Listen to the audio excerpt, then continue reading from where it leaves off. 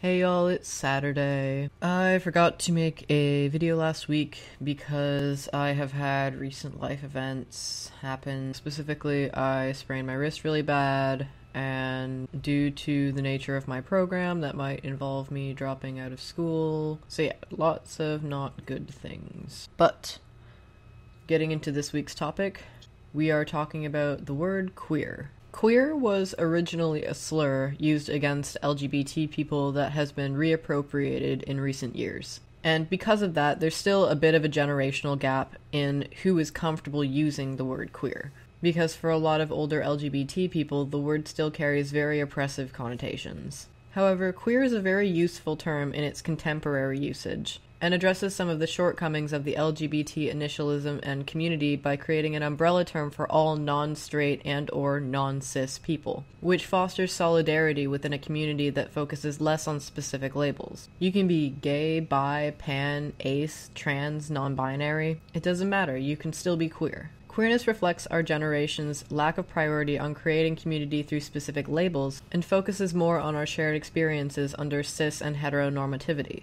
While the LGBT initialism has to keep adding on new letters, anyone, no matter how mainstream or unconventional their identity, can call themselves queer. Queer is an inclusive identity, whereas LGBT has a bad habit of being exclusive to identities that haven't been included into the initialism, while simultaneously being resistant to new additions. As we become more aware of ourselves and able to relate to other people based on our specific experiences through the internet and the age of information, more and more identities are created, which is wonderful, but also leads to the need to develop an umbrella term so that everyone, regardless of specific identity, can be included.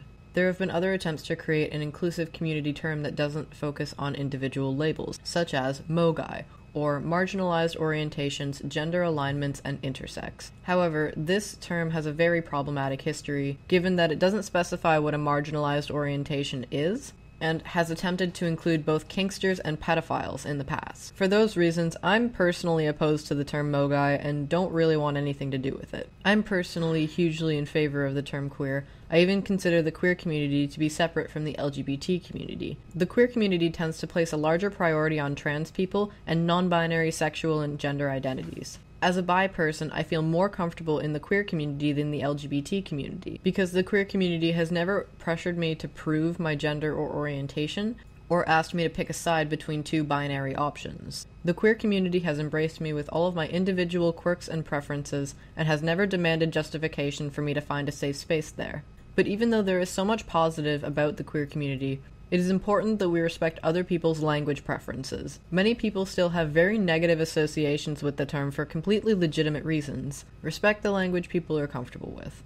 Well, that's all I had to say, and I'll see you next week. Peace out. Look how cute my hair is. You can be gay, pi is a sexual orientation now.